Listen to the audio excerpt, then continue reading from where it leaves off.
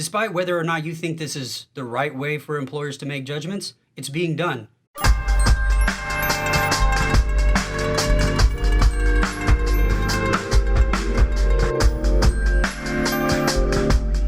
My name is Brandon. I was locked up several years as a young adult. Now I have a doctorate of education. I make videos on correctional education, re-entry, criminal, and social justice issues, and I unapologetically ask you to subscribe to the channel so you can help me help others out. That means if you like it, share it with others who you think might benefit from it, and most importantly, leave some comments below to tell me how I did on the video and what you want to hear about in the future.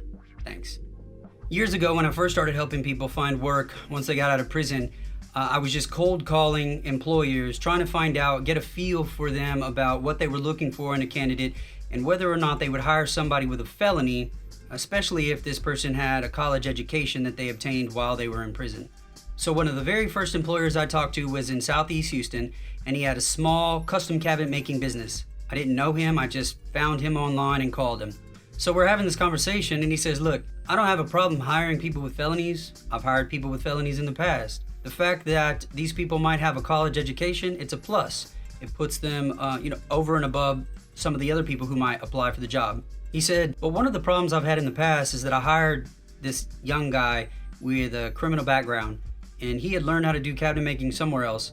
So I hire him on, and the real problem between he and I is that I have a certain way that I want my work done. It's my company, it's a custom cabinet making company. I have a certain way that I want it done, and he wouldn't do it that way.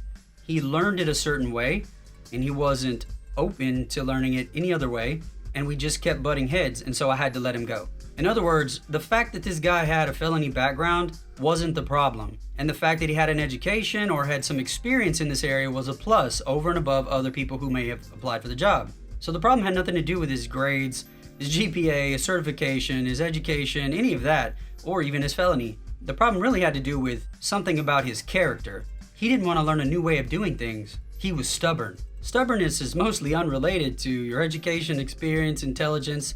Stubbornness is a character trait that is relative to who you are as a person. A similar scenario played out in the northeast side of Houston when I was contacting employers in the automotive industry, body shops, mechanic shops, even places like Jiffy Lube. And I was asking them the same kind of questions about hiring people with felony backgrounds, especially if they had some sort of college education or training or certification in the area. And it was more or less a similar story. Some of them had received letters from people in prison with an application filled out and a resume, and many of them had hired people with felony backgrounds in the past.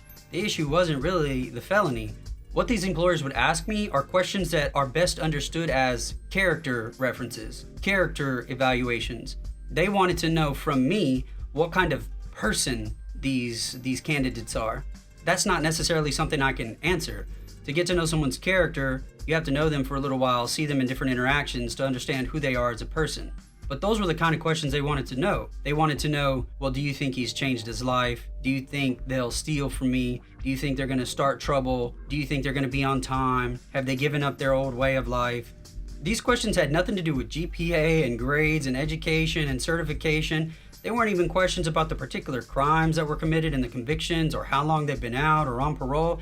These were all questions related to trying to figure out who this person was as an employee, what kind of character they had, and whether they would be a good fit for the company.